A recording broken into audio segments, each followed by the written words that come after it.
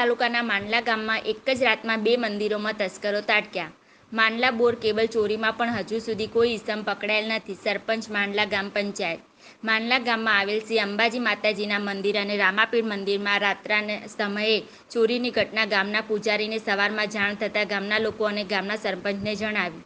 ગામ લોકો તેમજ સરપંચ દ્વારા અંબાજી માતાજીના મંદિરમાં આવીને જોયું તો એક દાનપેટીના નીચેના ભાગમાં તૂટેલ જાણવા મળે અને ગર્ભગૃહના દરવાજાના નુક્કર તોડીને માતાજીના ઘરેણાઓને દાનપેટીને તોડીને રોકડ રકમની ચોરી થયેલ અને રામાપીર મંદિરમાં ચાંદીના છત્તર ચોરી કરેલ અને દાનપેટી તોડેલ જોવા મળેલ તેમજ તે જાણતા સરપંચ તેમજ ગામ લોકો દ્વારા થરા પોલીસને જાણ કરતા ઘટના સ્થળે પહોંચીને ગામના આજુબાજુમાં સીસીટીવી ફૂટેજના આધારે તપાસ કરીને આગળની તપાસ હાથ ધરવામાં આવી.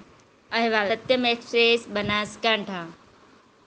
બાપજી આરતી કરવા આવ્યા, પછી આરતી કરીને જતા રહ્યા. પછી એને મને જાણ કરી એટલે મેં મારા ગામ લોકોને જાણ કરી અને પછી પોલીસ ફરિયાદ કરી. પોલીસ આવ્યા.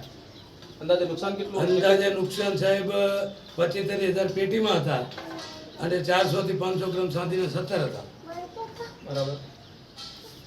આ રીતે અમારી વસ્તુના ચોરી થઈ છે.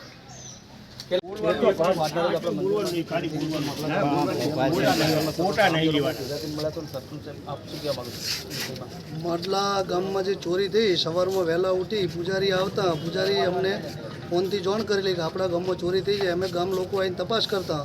અમારા ગામમાં જે કાંઈ જોયું એ બધું અમે ગામજનો ભેળા થઈ અને એનો તપાસ કરીને કહેશું કે આટલું જોયું. પણ 2 મંદિર અંબાજીમાંની પ્રતિષ્ઠા હમણાં હતી અને એની પેટીની અંદર એવા રૂપિયા ખાસો એવા હતા, એનું કંઈ અમે કહી ના શકીએ કે આટલી રકમ હતી, પણ પેટી પૂરી ભરેલી હતી. એ પેટી તમામ પૈસા ચોરી ગયા છે અને અમુક આભૂષણો લઈ ગયા છે. રામદેવ પીરમાં પણ કંઈક પૈસા લઈ ગયા છે અને આભૂષણો લઈ ગયા છે.